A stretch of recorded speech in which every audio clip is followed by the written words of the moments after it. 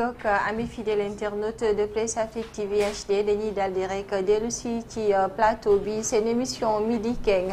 ni ma leen ko junjee woon ci ndorteel ba Malick Diom il est déjà sur place moom la ñuy daal di dalal moom mi nga xamante ne nag cadre la ci parti bu Awalé monsieur Diom ñu ngi lay nuyu di la wax dal ak jàmm ci kër gi. merci Koura maa ngi leen di nuyu waa kër gi dalal ko ci kilifa yi. ba ci internet yi ñuy seetaan. di nuyu également fa ma jógee Ndofane Lagem département de Kaolack région de Kaolack. di def nuyoo spécial cadre parti Awalé yi nga xamante ne ci laa bokk te docteur Jean Birane Gning jiite ko. di nuyu bépp bànqaas yi nga xamante ne ñu ngi ci biir parti Awalé da ci dalee ko ci délégation générale ki ko jiite nekk Samba Gueye ba ci délégation à la communication délégation aux femmes délégation à la communication sama naataango yi ma indi fii tey porter leur choix ci man di vraiment encore nuyu bu yaatu nag suñu directeur suñu professeur suñu président muy le docteur Abdourahmane Diouf donc ñu ngi koy beral nuyu di ko nuyu bu baax di nuyu képp membre bu nekk ci coalition Diomaye di nuyu képp ku nekk ci parti Awalé ci structure bu mu mënti doon ñu ngi lay beral nuyu merci beaucoup. merci beaucoup di lay jaajëfal alors Abdoulaye xanaa ma bàyyi la ak gan bi. waaw ma jaajëfal bu baax a baax ku ne ci présentation bi di nuyu bu baax a baax Malick Diom ci bi nga xam ne moo nekk sunu gan tey jógee fële ca Ndofane Lagem Ndofane moom gox la bu ñu miin parce que côté boobu la ñu dëkkee. ñu ngi lay ziar bu baax a baax alors waxtaan bi dañ koy dooree Koura ak lu soxal wàllu remaniement bi parce que gis nañu seen leader bi di Abdourahmane Diouf docteur Abdourahmane Diouf enseignement supérieur la ñu ko joxoon bi nga xamante ni gouvernement Sonko Diomaye ñu gis gouvernement de Sonko Diomaye ñu daan di ko yóbbu fi nga xam ne moo nekk environnement. changement boobu wala réaménagement boobu nga xamante ni defal nañ ko nga xamante ni docteur Abdourahmane Diouf ban impact la mën a am ci nit ki ak tamit ci li nga xamante ni moom lañ ko jox muy portefeuille bi nga xamante ni moom la yor. voilà d'abord dañuy magnifier loolu di encore une fois remercier son excellence le président Bassirou Diomaye di nuyu son premier ministre Ousmane Sonko bi nga xamante ne bi nga xëcc micro bi rek nga ñu baal gagné élection yi dañoo def un gouvernement comme ni nga ko tuddee Sonko 1 ci biir gouvernement boobu noonu ñu def ci mention spéciale au docteur Abdourahmane Diouf boole ko ci jox ko li ñuy wax enseignement supérieur mu nekk fa 17 mois am fa liggéey bu mu def liggéey bu mucc ayib ci am ci ay réalisation yoo xamante ne aussi def na ko jëlee l'enseignement supérieur benn étape yóbbu ko beneen étape ba bi nga xamante ne sénégalais yi ñoom ñoo dénk réew mi le président Bassirou Diomaye et son premier ministre Ousmane Sonko xaar si ñoom lu bari côté yu bari ñu jël nag ci ay sénégalais jox leen ci cër boobu ñi nga xamante ne sénégalais yi ñoo leen ko dénk ñu ne diw ak diw ak diw ak diw yaakaar nañ leen ci pour atteindre les objectifs yi nga xamante ne ñoom la sénégalais yi di xaar si ñun kon bu fekkee loolu am na ñu natt ci diiru fukki weer ak juróom-ñaar ñu gis ne fañ ko dénkoon am na ay coppite yu bari université yu bari yoo xamante ne seen travaux dafa arrêté woon reprendre nañu calendrier scolaire ou calendrier en tout cas universitaire bi nga xamante ne demoon na ba salfaaño ñu dem ba rétablir ko en tout cas ci lu gën a bari infrastructure yu bari ci ay université mel ni Ziguinchor mel ni également Kaolack infrastructure liées aux équipements mais aussi de construction de pavillons et d'amphithéâtres yu bari sore na donc ñu enclenché aussi la stratégie nationale donc du ministère donc de l'enseignement supérieur de la recherche et de l'innovation cet agenda national bi ko firndeel joxe ay orientation yu positive yu am yaakaar bu ko defee nag loolu dafa doy jox confiance ku en 17 mois que def loolu parce que nit def na ay at ci bërëb booba ak les complications au niveau de l'université arrivé wul foofu kon buñ ci tàbbee jox ko ministère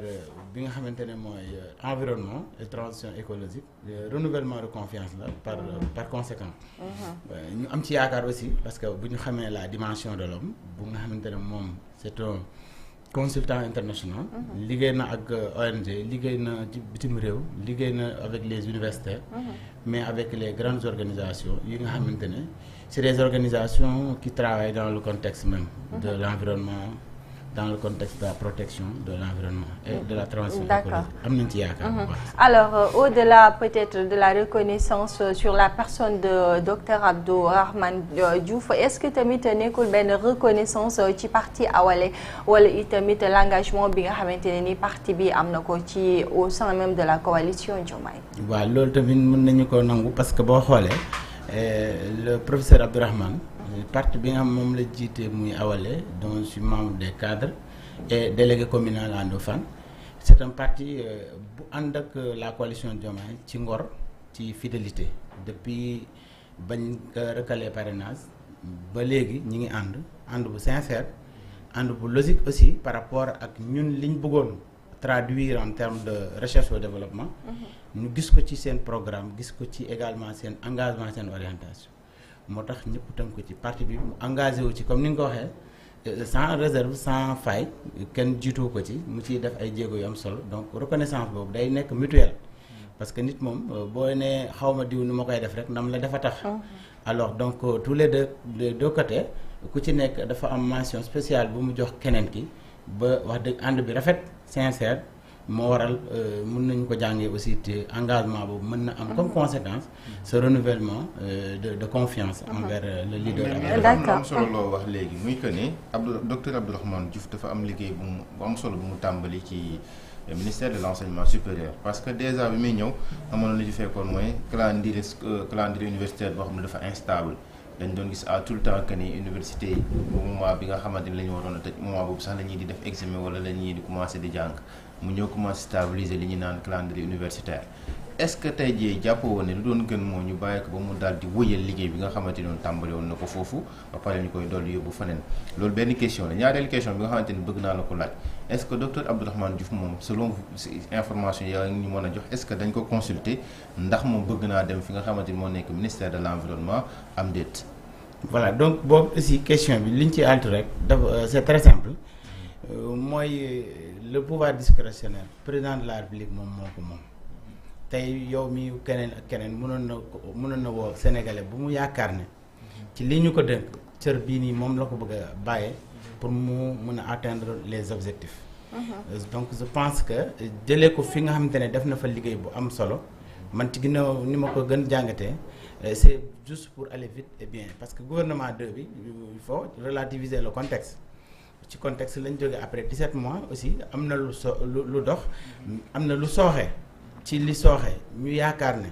diw bu ñu ko mutuwee yóbbu ko fële dinañ ci gën a am li ñuy xaar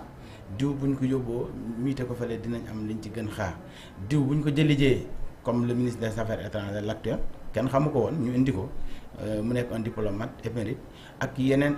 nañ jëlee assemblée dugal ci gouvernement pourtant mënoon nañ ne Amadou Ba moom am na solo assemblée nationale loolu kenn du ko natable kenn du natable xeexub Amadou Ba du côté donc du pouvoir ci côté assemblée te terewul jëlee nañ ko fa yóbbu ko ministre waaw donc ci beneen jàngat aussi ministère nekkul la personne seulement parce que y a des cadres y a des fonctionnaires il y a des permanents yi nga xamante ne ils sont déjà appropriés du programme approprié nañ déjà la logique déclenchée par le professeur Abdourahmane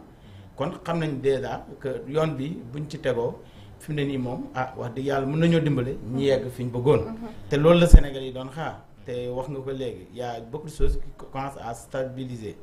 à partir de loolu aussi donc continuité lay nekk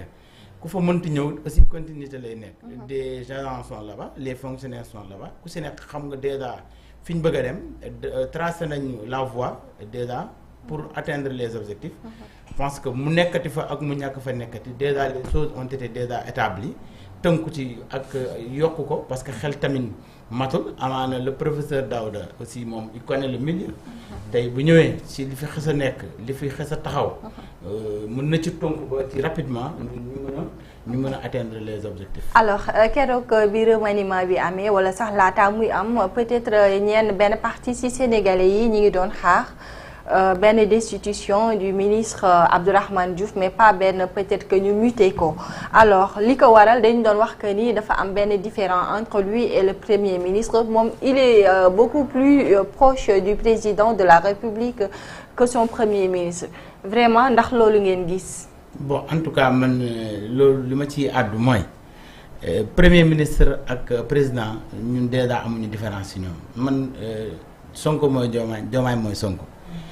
donc jege koo si jege nga keneen ki te je pense ñoom ñaar ñëpp la jege Ousmane Sonko moom mooy suñu njiit ci ministère bi c'est lui le premier ministre wax dëgg yàlla moom mooy tey le cadre de tous les ministres kon mooy kilifa ministres yëpp tey Abdourahmane ak keneen moo ci topp moo ci yem Bassirou Diomaye tey son excellence moom mooy le président de tous les Sénégalais réeroowut benn yoon ak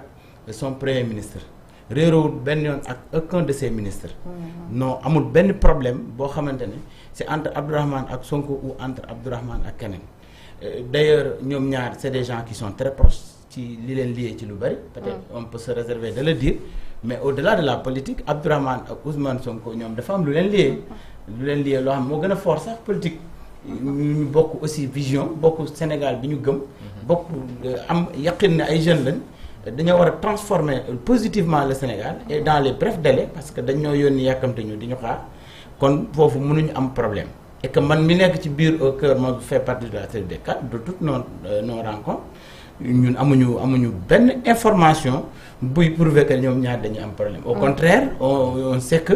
seen diggante ratax na confiance bi mu ngi fa cependant il y a certains des Sénégalais nga baal ma parce que ci cadre boobu lañ nekk cadre politique parfois ñenn ñi dañu am stratégie xëy na bu ma làmbee côté bii pour yàqal ñii joxut mun naa làmb côté bale pour yàqal mais amul benn nit boo xamante ne mu ngi awale bu mës a wax ne dañu am problème bu sentir ne dañu am problème bu yëg ne dañu am problème bu gis problème ñeneen ñi ñooñu koy waxal ñun en tout cas ndey bi liggéey loolu amu fa. ci biir coalition Diomaye bi aussi que naka ngeen sentiree foofu tamit on est très bien à l'aise on est très bien à l'aise ñun ñu ngi ci coalition bi ñëpp jox nañu cër ki nga xamante ne aussi moom moo tax ñu bokk ci coalition bi mooy son excellence ak le premier ministre ñun ñëpp gis nañ suñu taxawaay comme ni nga ko waxee léegi fàttali léegi ak suñu engagement boo tax li ma la waxoon sànq rek ni ñu taxawee ak cër bi ñu ci am ak li ñu ciy def jox nañu raison de mu am une position en tout cas privilégiée boo am te ñu fa am te loolu taxawaay bi la ak xarañteem ak vraiment nangu gëm yàllam parce que moom à chaque fois qu'est-ce qu'il nous dit nekk ci au besoin des Sénégalais moom moo ko tax a jóg quel que soit bu doon ministère bu mu mënti doon bu doon directeur sax même bu du doon dara sax tey moom li mu yéene def ko ci Sénégal daf ko yéene. donc sa reconduction est sans surprise selon vous. non ñun de bettu nu wax dëgg yàlla. alors donc parti Awalé lan lay xaar ci ministère bi nga xamante ci Abdourahmane ci ministère bi ñu ko dénk. voilà xanaa gunge ko ci rek parce que parti Awalé aussi c'est un parti boo xam ne am na ay cadres mais au-delà de parti Awalé aussi ay Sénégalais ñu bokk ci parti Pastef ñu bokk ci yeneen parti yépp comme ku ci nekk kuñ gis ne yow. mën nga apporter un déclic positif par rapport au nouveau ministère bi ñu ko jox. wax dëgg yàlla tàllal nañ ko loxo mu liggéey ak ñun mu andi xarañteem andi expérience am pour que ñu am ci ndam pour que sénégalais li ñu ko dénkee duñu ko rëccu. donc amuñu nag une attente particulière ndax parti Awalé aussi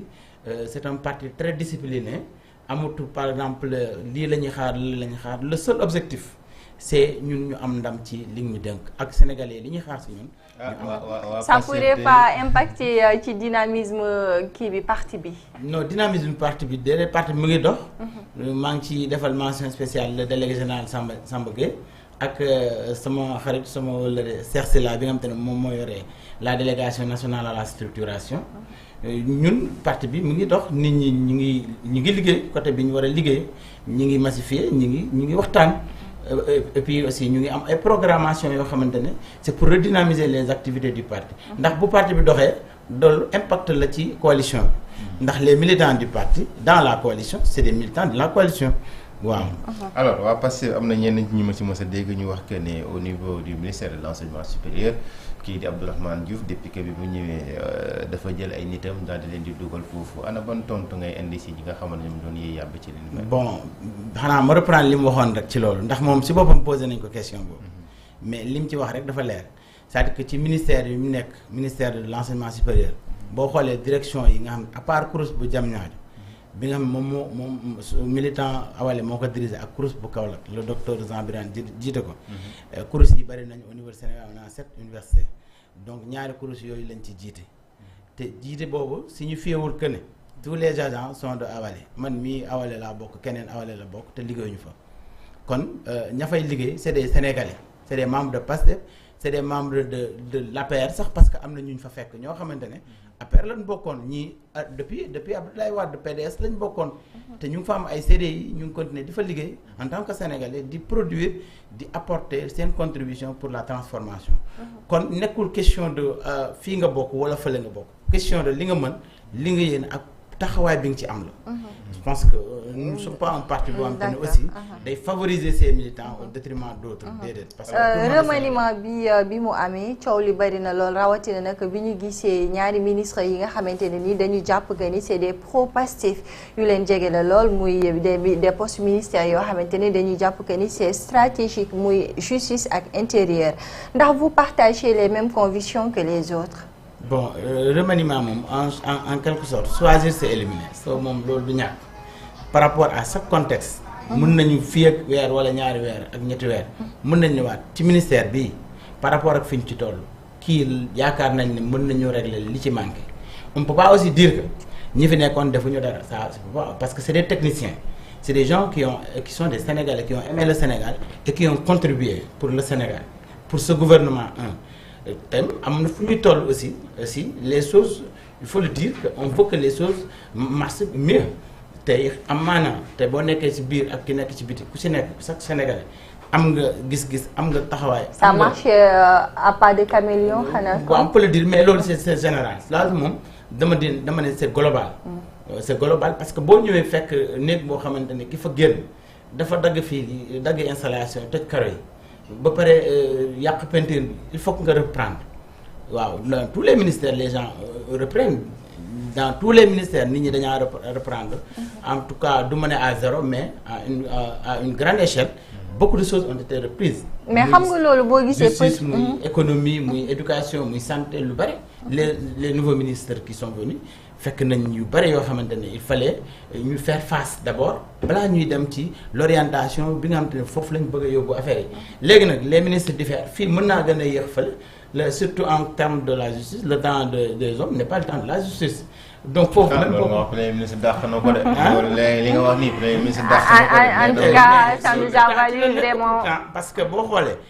waxul ne dañuy ñëw rek ñu raser waxul dañuy ñëw rek ñu traquer les gens comme si. mais le temps de la justice doit être le temps des hommes parce que la justice est rendue au nom du peuple loolu la wax. la justice est rendue au nom du peuple mais selon chaque moment dafa am lu am moom urgence la ñu taxaw ci terewul am na yeneen yu taxaw. mais peut-être fu ma bëgg a ñëw mooy par rapport ak réaménagement bi. d'habitude lu ñu daan faral di gis mooy ministère de la justice ab juriste lañ ko doon jox comme mu diriger ko mais li ñu gis mooy. dañ ko jox benn fervent militante bu Pastef Yacine Fall déjà sax gis naa waa Pastef yoo xamante ni ñu ngi naan ñawkulu naay te ñu dégg nangam mais est-ce que tey ji Yacine Fall à la tête du ministère de la justice dinañu mën a tax ba ñu am benn justice boo xamante ni bu équitable lay doon dinañu am justice boo xamante ni bu indépendante lay doon comme ni ko Sénégal yu bëri di waxee. mais déjà jubanti bi rek loolu buñ ci tënkoo rek amatu kii benn ministre ak bu mu mënti doon. bu mën a tënku ci leneen lu dul orientation gouvernement bi parce que gouvernement dafay am une orientation générale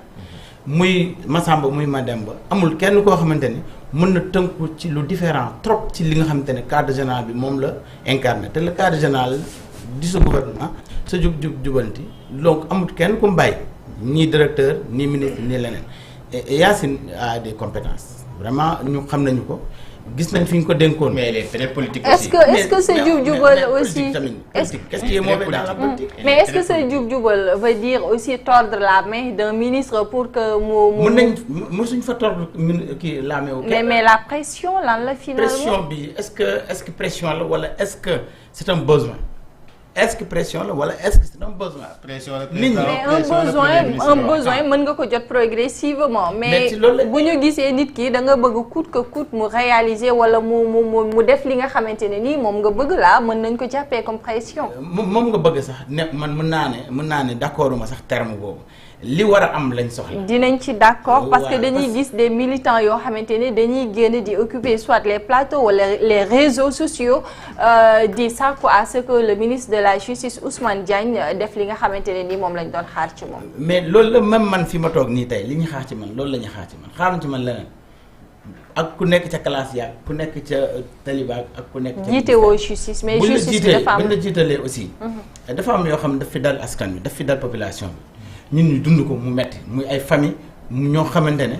loru nañ ci. di xaaruñu ay yenn ay ndàmpaay wala yooyu li ñu xaar mooy yoon ñu rétablir leen ñi nga xamante ne seen dossier dafa yàqu ñu rétablir leen ñu mën a liggéey parce que ay njaboota leen di xaar. ñi nga xamante ne seen njàng dafa yàqu ñu rétablir leen juger leen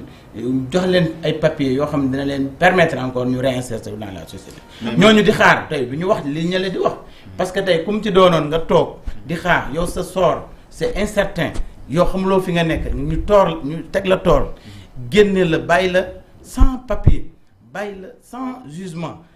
teguñ sa loxo loo xamante ne mën na susciter un espoir kooku noonu tey même pour agiter à ce qu'on lui fasse justice mais kooku c'est normal c'est la normale des choses. Pensez-vous c'est normal on est à 17 mois. Pensez-vous que monsieur Diome du Ousmane Diagne en tant que magistrat chevronné qui a fait plus de 20 ans de carrière li mu réussir pensez-vous que Yacine Fall mën na ko réussir. mais bien sûr parce que affaire bi du Ousmane Diagne kese même il est ministre il est magistrat 20 ans de carrière. mais le travail moom kese du koy def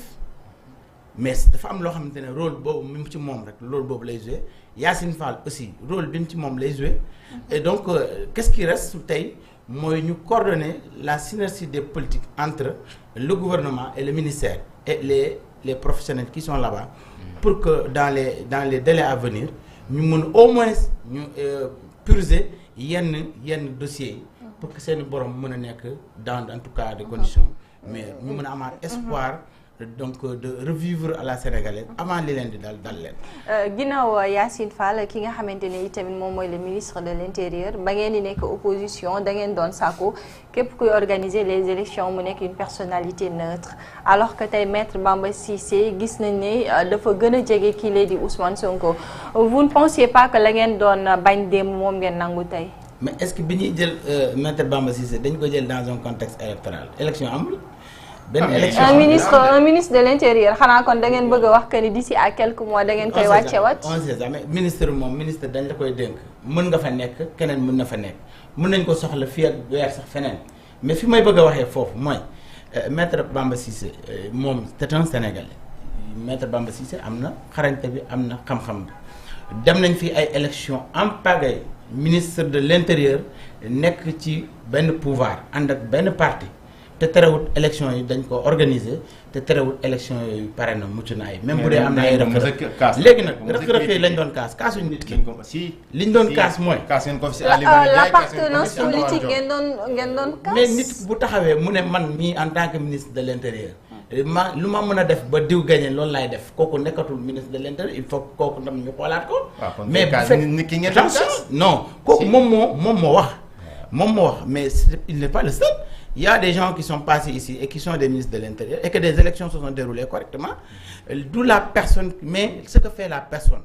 D'où la personne, mais ce que propose la personne. Et que lolo, kenn du ko nangu kenn mënul nangu loolu. loolu moom kenn mënu ko nangu. donc là vous avez espoir que dina. et puis ñun nekkuñ ci loolu maître Bamba Cissé nekkut yàlla tere sax ñu nekk ci loolu ñooñu doon wax ñun dépassé nañ loolu. ñun suñu benn militant bu far si ñun ñemewut wax loolu du ko wax parce que il est là pour les Sénégalais. il est là pour une bonne cause bi nga xamante ne moom lañ Sénégalais yi gisoon si ñun ba dénkunu comparable luñ sax ñoom ñaar bokkuñu sax. maintenant état Pastef lañ doon prôné lañ doon wax di ko waxantu.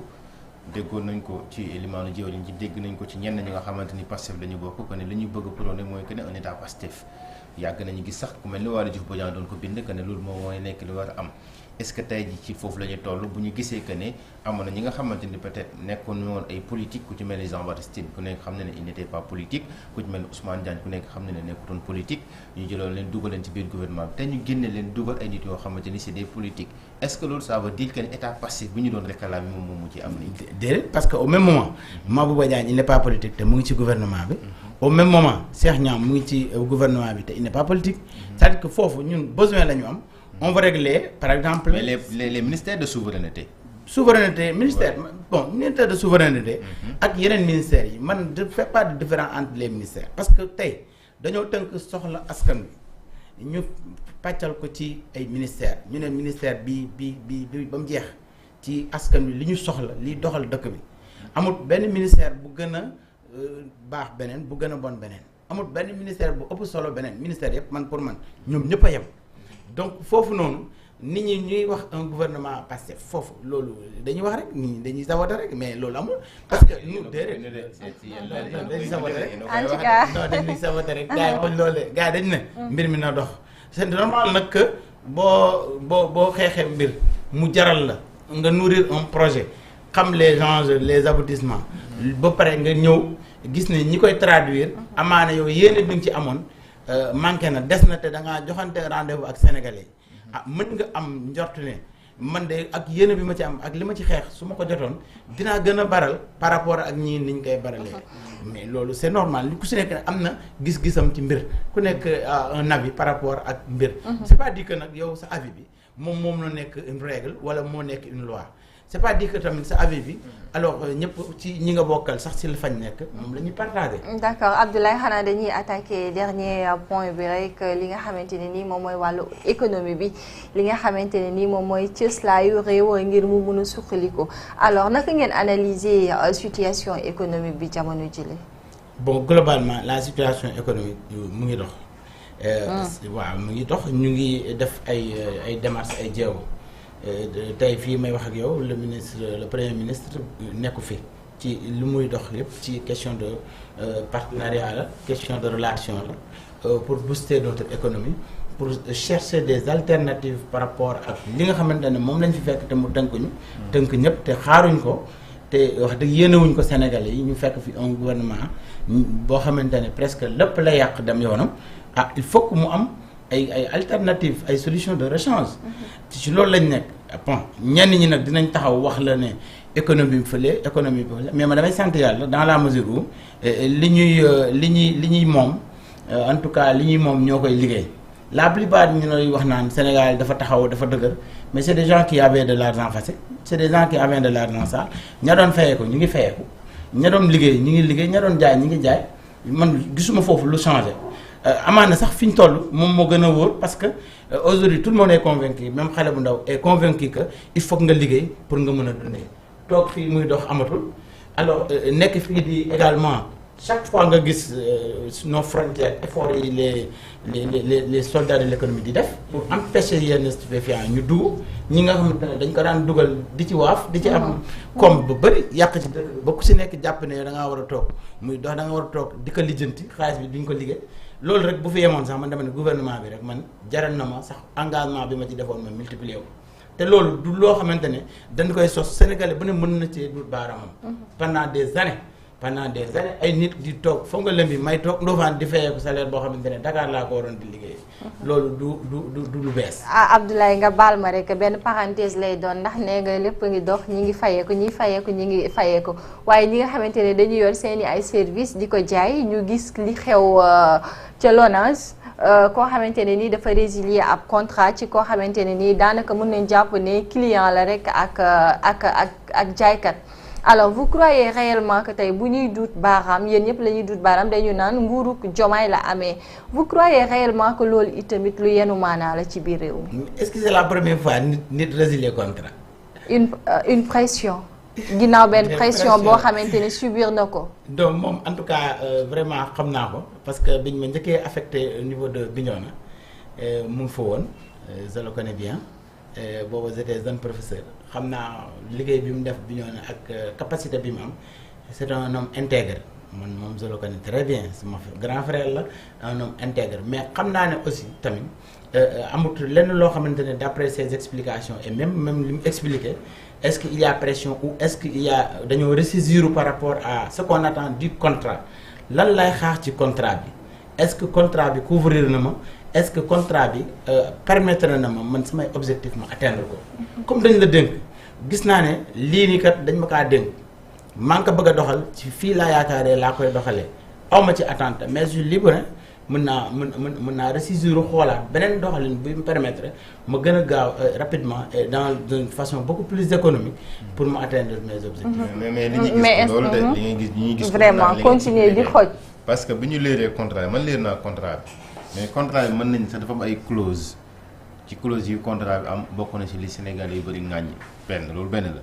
ñaareel bi ci tegu mooy Sénégal yu bëri dañoo ŋàññi contrat bi que ne comment se fait-il ñu mën a jël 100 millions jox ko benn groupe bàyyi yeneen groupe bi amuñu 1 franc loolu bokk na ci li tax Sénégal yi doon ñaxtu. li na mel waral ba ñu gis que ne moom sax jéem naa indi ay explication ay leeral mais ci explication yi nga xamante ni joxe na ko véritablement man mën naa ne sax convaincre ma alors boo ñu bëggee wax situation économique bi doon situation économique bu dox. presse bi nekk ci ay jafe-jafe ku ne xam ne bi régime bi toogee ba léegi presse bi dafay dund ay jafe-jafe te presse bu dundee ay jafe-jafe journalistes yi nga xamante ni dañuy fayeeku jëmale foofu noonu ñoom itam dañu dund jafe-jafe état boobu noonu kon ne di xoj presse bi au même moment ñu signé ay convention wala ay contrat ay partenariat contrat boobu ak partenariat boobu parce que groupe bi ñu ko signé neexul parti bi nga xam ne moom moo jiite tey régime réew mi ñu wax a wax ba kooku daal di dem résilier boobu contrat est-ce que loolu tey dafa bokk ci li nga xam ne moom mooy ñoŋal démocratie. bon man li ma gis mooy satisfaction bu amul ci contrat on peut résilier le contrat ñaareel bi mooy nit ñi li ñuy wax par exemple dafa am disposition yoo xamante ne day xalamal le directeur de la LONASE. dafa am disposition yoo xamante ne dafa naan lu mu wax mais man lire naa ko nous on est des Sénégalais lire naa ko jàngat nañ ko mais les dispositions n'ont pas dit ça n'ont pas dit ça promouvoir quelqu'un son activité signifie pas que yow da nga koy xalamal. Parce que ne pas contraindre ses activités, ne pas contraindre l'organisation et les personnalités qui incarnent la boîte, ça ne signifie pas que yow da nga koy xalamal. léegi kooku bu defee erreur yow amoo sañ-sañ bind ci moom. ça ne signifie pas pour autant que tamit bu defee erreur doo ko wax parce que li mu wax dafa clair bu ko contraindre ça ne signifie pas que sa liggéey doo ko def ne pas contraindre la ñu wax ne pas compromettre ni la boîte ni les personnalités mënuma comprendre aussi.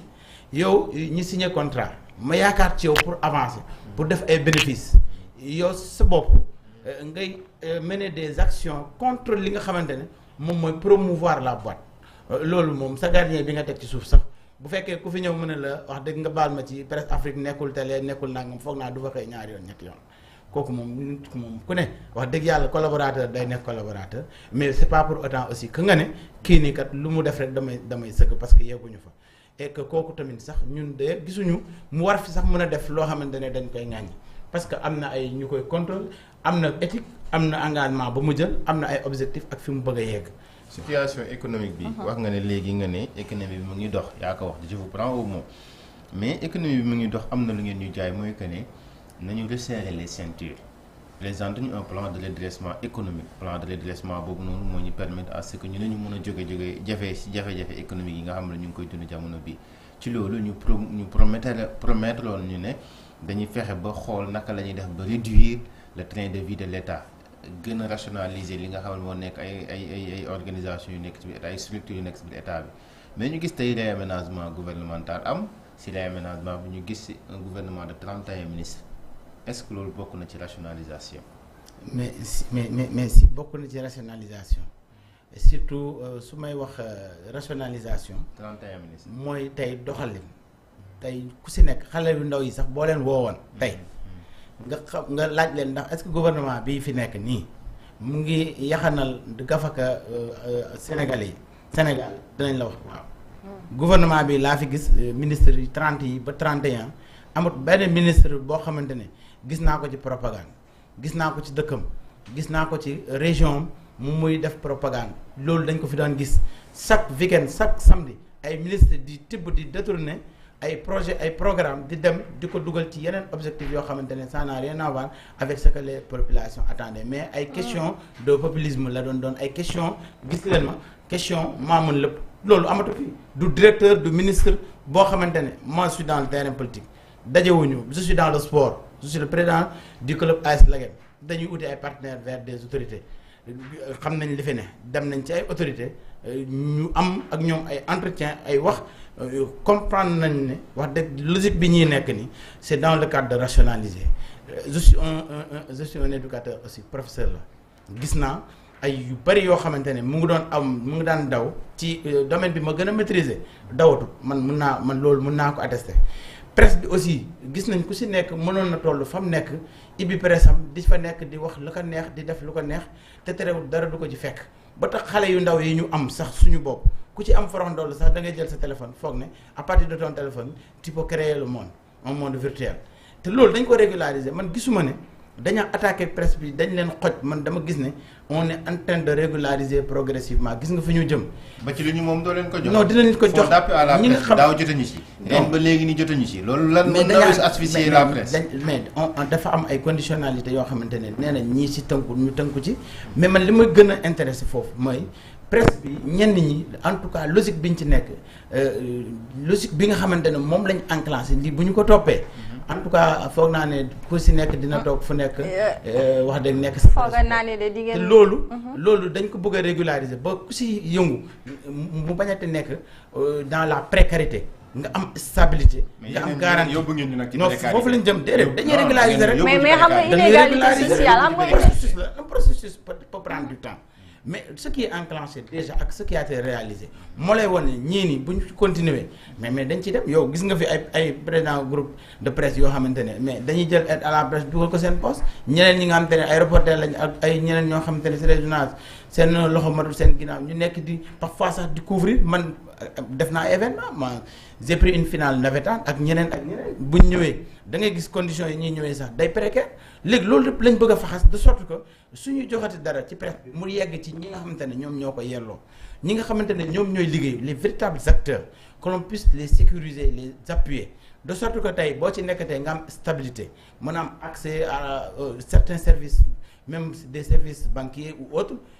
loolu dina ñëw quoi man je pense que bu ñu yàkkamti daal nañ leen gën a dooleel gën leen jàppale ba pare gën leen dogloo nopp bu baax bi bañ a topp rek ñi nga xamante ne dañuy ŋàññi rek pour ŋàññi mu mel ni commencé nañu exploitation jugement Sangomar yi mu mel ni fi mu toll nii am na loo xamante ne mën nañ ko ci jot vous croyez réellement qu'on est sur la bonne voie à ce que pratique yi ñu doon gis ñu départir ci définitivement si boobu vraiment en tout cas ñu ngi ciy def liggéey bu am solo ministère yi ko seq déjà ak directeurs yi ko seq wax dëgg yàlla keroog rek maa ngi gis benn publication bu ñu def au niveau donc direction bi suma naataango Ngagne Demba jiite ñu am ci ay avancées ñu am ci vraiment réalisation de près de 53 milliards yoo xamante ne mosuñ ko ci di leen am ak ay signature yu ñu doon def ak des exploitants te Sénégal bi ci doon gis boppam moom en un temps record ñu mën ci en tout cas foqati loo xamante ne dañ koy dugalaat Sénégal te feneen la doon dem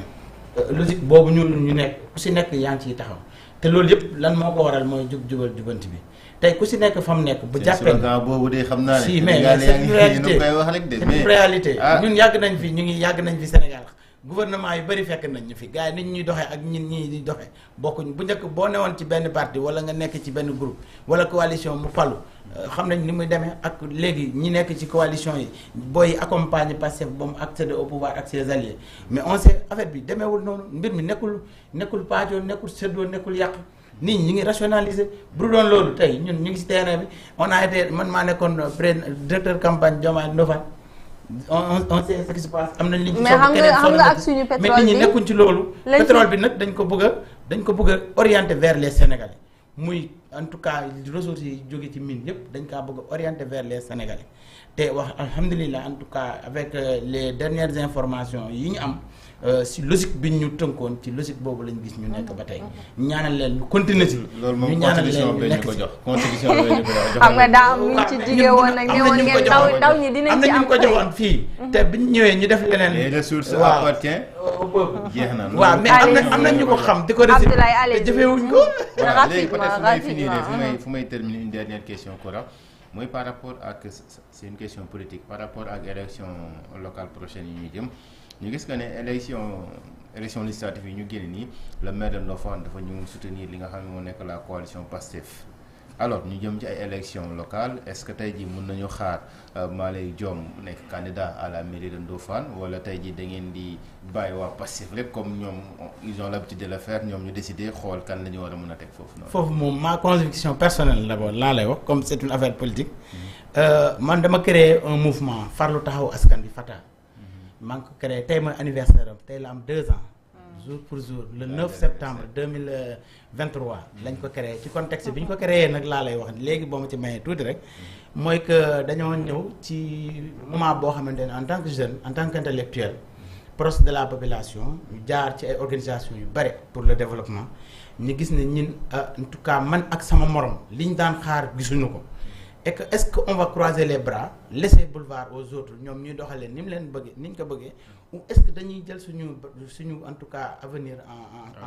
en main ñu jéem a incarner li nga xamante ne loolu lañ population bi di xaar pour pousse non seulement population bi ñu gën a xoolaat gën a joxaat confiance ñi ngi leen di pousser vers l'avant pour pousser aussi ñi nga xamante ne dañaa jël mbir mi transformer ko autrement dérouter les objectifs pour ñu mën a ñëwaat sur les rails loolu moo taxoon ñu créé le Fata. biñ ko créé boobu dañaa dissoudre parti Pastef boobu aussi dañaa dissoudre tout ce qui est organisation au niveau de Pastef ñun parti bi ñun Fata ñuy organiser wu dem coaliser ak Pastef liggéey ensemble travailler ensemble dem ba fi ñu toll ci nii. par rapport à la municipalité de Ndofane. Le maire en tout cas le maire man maa nekkoon le directeur de campagne le maire il n'est pas venu avec nous il n'a pas travaillé avec nous. il a son mouvement. maire mouvement am la yor. bi ñuy dem présidentiel ñun rek a fa nekkoon. ñun ñoo fa nekkoon. alors foofu dañaa xeex liggéey au contraire est-ce que ñoom empêché wuñu sax pour ñun ñu mën a accéder ak ce qu'on veut. parce que tey gis nañ fa ay xeexoo. ay blessés. ay jaas yi ay gor te seen camp bi la jóge woon pour ñu empêcher de gagner. camp maire bi. camp le maire actuel. tey ça n'a pas empêché que pour la première fois mouvement ànd defar. pour la première fois tey ñun opposition. gagné à Ndofane lors d'une élection présidentielle. man ak samay naataango ña fa nekkoon ñun ñoo xeex loolu ñu am lool. bi ñu demee élection législative. qu'est-ce qui s'est passé alors nee nañu dañuy ñëw voter Ousmane Sonko. oui. pourtant bi ñuy dem présidentielle ñaan lañ ne ba sonn amul lu ñu defut pour ñu ñëw ànd ak ñun ba ñun ay booy kese bu ñoo jël suñu destin en main léegi lan moo fi changé ci diggante élection présidentielle ak élection législative. ba ñuy xëccoo ñëw jàppale la non dites-moi si réellement man ma conviction c'est que man bu ma nekkee ci mbir man dama contre Macky Sall nga baal ma ci terme bi parce que du ñu contre mais doxalinam ba nga xamante ne maire boobu noonu ñun ñoo demoon dans l'opposition ñu gagné les éléments yi nga xamante ne Macky Sall lañ teewaloon foofu noonu mooy les cadres yi fa nekkoon teewal APR.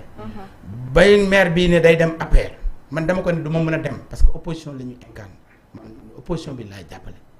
tey aussi ci loolu laa nekk te bu ma génnoon fii tamit je fais plus la politique man góob damay nekk ci mbir wala nekk. faut jamais dire jamais en politique. non c'est-à-dire que man li ma la wax nii. par conviction la bu fekkoon intérêt fee ak maa fa amoon ay intérêt. mais je ne fonctionne pas comme ça nit da ngay am principe. politique bonut mais nit ñi ni ñu koy defee moom moo doy waar ñun dañaa war a am. mën nañoo xaar à nekk candidat ci prochaine élection locale yi. waaw loolu tamit comme maa ngi ci parti politique. parti politique moom dafa am discipline bu ñuy xaar. ñun sommes dans une coalition. am na ñoo xamante ne ñu ngi may oo di jéem a créer ay alliance mais man nekkuma ci loolu. je le dis haut et fort. ba alliance jafewee kenn ñemewut ne Ousmane Sonko l'a organisé une finale de 4 grands en Ndofane tuddee ko keroog à 1h du matin chez moi. am na un agent bu jógee ca kaw ñëw fëgg ma yee ma am lu ñu wax. ma dëggu ci li ma def li ma wax ak fi ma position. d'accord ba yàlla andi ñu tey fii nii. kon tey tamit bu ñu demee ba ci coalition boobu man maa nga fa ñu jox ma cër lool nag tey man le vice coordinateur de la coalition Diomaye Ndofane man la te ñu jox ma cër ma leen koy sant di leen ko gërëmee waa Pastef Ndofane tey aw ma lu may xaar. lu extraordinaire ni ma mën a nekkee candidat noonu la ko keneen mën a nekkee dàqu ma nekk candidat mais c'est pas une fin en moi l'essentiel ñun coalition bi quand on est un candidat bu mën a gagner ba permettre les politiques publiques yi ñuy mener au niveau central ñu mën ko adopter à Ndofane pour que Ndofane émerge ku mën di doon nag ci coalition bi moi je suis preneur bañuma ko doon waaye c'est pas une fin que loolu rek la war a doon et que je suis dans un parti bi lu mu décidé man ci loolu laay tënku et que parti bi mu ngi ci logique de coalition. amuñu qu'un agenda particulier sinon l'agenda de la coalition. Jokko Njal monsieur Diome di la jaajëfal. merci beaucoup Abdoulaye Samba Ndiaye fu mu toll rek Samba Ndiaye moom peut-être ku ne ca waxaat bàyyi ma ñaan naa la boobu rek Samba Ndiaye seen naataangool yi nag bokk dëkk gisoon nañ ne nommé nañ ko quelque part mais depuis loolu gisuñu ko mu jël fonction est-ce que am na loo ñu ci mën a wax. bon depuis loolu aussi gisuñu ko mu jël fonction mais bon vraiment c'est une question bu ma maîtriser wut li ma xam mooy Samba Ndiaye aux élections présidentielles à 3 jours des élections ñëw na ànd ak ñun appuyé nañu financièrement logistiquement appuyé nañu ànd ak ñun ñu coalition Diomaye gagné à Ndofane góor ñu jaasi yéen ñu xeer tey am na ñoo xamante ne ñu ngi Samba Ndiaye tey Samba Ndiaye suba barke alxuraan karim tele laa koy waxee ay jaasi la ñu yoroon di ñu kar ci koñ yi ak ay xeer la ñu yoroon di ñu dóor moom il n'a pas fait ça au moins même si c'est 3 jours il nous a accompagnés ci élection yooyu léegi nag quand nomination bi yooyu xam naa ne nekkoon na Sirn booba j'étais étudiant nekkoon na aussi Grand Train xam naa ne tamit ku bëgg Ndofane la lu ne nag aussi amaana dafay am lu koy expliquer loolu man je ne maîtrise pas au fond le dossier mais ce que je peux dire de la personne et de Ndofane réalisation yi mu fa def aussi en tant que maire ba 96 Ndofane bañ ko ériger commune ba tey keneen defaatu ko fa nii avant nii ñi fa nekk nii actuellement xam naa ne nag peut-être ku si nekk dina interpréter à sa faveur mais Ndofane laa dëkk waa Ndofane ñu ngi may déglu ku ne xam na li ma wax. merci beaucoup di la jaajëfal ma bàyyi la nga tàggatoo ak internet yi. donc foofu laay tàggatoo rek di kontaan trop ci Presse Afrique wax dëgg yàlla juumuñu benn yoon suñu choix bi ñu def fii ñëw fii waxtaan ak yéen ci keppaaru Médicain. merci xaar naa ci aussi vraiment yokkute parce que télé moom li muy ñaan chaque fois. mooy dem ci kanam te bokk ngeen ak seen i naataango yàlla boo leen féetee ci ginnaaw yàlla ngeen avancé ba yëg ko émission bi gën a jàll gën a dox maa ngi nuyu aussi di tàggoo auditeurs yi ñuy seetaan wax moom neexul amaana wax naa loo xamante ne dina am ñu ci gisul seen bopp wax loo xamante ne mais ci la xel moom xel la rek te wax moom wax la rek bu jubee bon ci yàlla la bu déngee tamit si ñun la ñuy gërëm waa parti Awalé bi nga xamante ne dañoo jox confiance wax dëgg yàlla yàgguñu fi sax noona waaye dañoo jox cër boo xamante ne ñun sax daf ñoo yëm kon tey wax dëgg suñu engagement dañu koy leen koy wax dañ koy gën a renouveler ndax nit ñu defa tax moo tax xamuñ ñu leen di def mention spéciale au docteur Abdourahmane à toute l'équipe de Awalé donc de la délégation chargée à la communication et de toutes les délégations de l'Awalé où qu'elles soient au niveau du département au niveau de la région et au niveau national et dans toutes les entités ñu ngi leen di gërëm di leen di sant aussi di leen di ñaanal suñu bopp ci coalition bi ñu nekk yàlla dëgëral saytaane yi yàlla bu ñu mën en tout cas acteurs yi et que wax leen ne coalition bi c'est une coalition bu ñu gëm coalition boo xam ne dañ cee dugg coalition boo xamante ne dañ ciy liggéey pour askan bi gis ci boppam may nuyu waa Ndofane aussi di wax dëgg yàlla di leen di jaajëfal ndax dëkk boo màggee jàngee fa ba di jàngale ca école ba wax dëgg yàlla foog naa ne dëkk boobu am na solo ñu dénk ma ASC Lagem aussi club bu dëkk ba ñu yàlla dimbale ñu ba ñu yéeg ca national 2 ba ci at bu gàtt daal ñu koy gërëmee aussi ñëpp ñi nga xamante ne ñu ngi ko bokkoon ak man ci acteurs yi ASC Lagem joueur ak dirigeant ñëpp ak waa dëkk ba ak ressortissants Ndofane yi doon def seen contribution pour nous accompagner wax dëgg yàlla ñoo ñëpp ñu ngi leen di gërëm di leen di sant di gërëm jeunesse bi yëpp ak tous les enseignants et les élèves parce que école léegi mu tijji ñu ngi leen di gërëm di leen di ñaanal année scolaire 2025-2026 bu jàmm di leen koy sàkku aussi te ñu bëgg aussi résultats yi gën a yokku nit ñi gën a am xëy nit ñi gën a am xam-xam gën a am dal ba pare gën a gëm li nga xamante ne moo ñu boole te Sénégal benn rek la nañu ko jàpp téye ko xam ne dara mënu ko xarñaar ku perte nga xaar waaye bu mu tax nga wax keneen loo ko warta wax ñi fi nekk yàlla moo leen fi teg nañ leen gunge may leen chance pour ñu transformer le Sénégal ndax Sénégal bu transformé woo ñun ñëpp lay transformé wul ka nga xamante ne aussi bëgg na mu yàqu léegi bëggul mu dem bu yàqoo ñun ñëpp lay yàqool kon bëgg a yëg ca nguur tamit na tax ñuy xool yenn kàddu yi yenn wax yi di ko formuler ñii ay yàlla rek a leen tax a jóg bëgg Sénégal rek a leen tax a jóg te diriger c'est pas facile seen yitte lañ bàyyi seen wér-gu-yaram nekk na enjeu seen i famille seen i ku si nekk daal fa nga newoon soo sañoon tey daa ngi tëdd di nelaw di jóg waaye fonction yi ñu leen jox il faut dire que c'est pas facile. li ñuy xaar si ñoom c'est pas facile. Merci beaucoup di lay jaajëfal bu baax alors ami fidèle internaute di ko jaajëfal bu baax moom Malick Diom mi nga xamante ni moom moo fi teewaloon parti Awalé bi nga xam ne aussi dafa bokk ci Diomaye coalition Diomaye président di ko wax merci encore une fois de plus alors xanaa ami fidèle internaute di leen jox dig daje si kanam tuuti rek ñu dalalaat beneen gan muy Birima Ndiaye moom mi nga xamante ni aussi moom mooy secrétaire général du syndicat des travailleurs de l'administration SDA dina fi teew ci kanam tuuti lay doon. mesurer ko pour mën a appliquer prix bu juste bi xool client bi li muy consommer nan la toll pour ça on utilise ay compteurs yi nag fii ci laboratoire bi lañ leen di xoolee vérifier seen précision vérifier aussi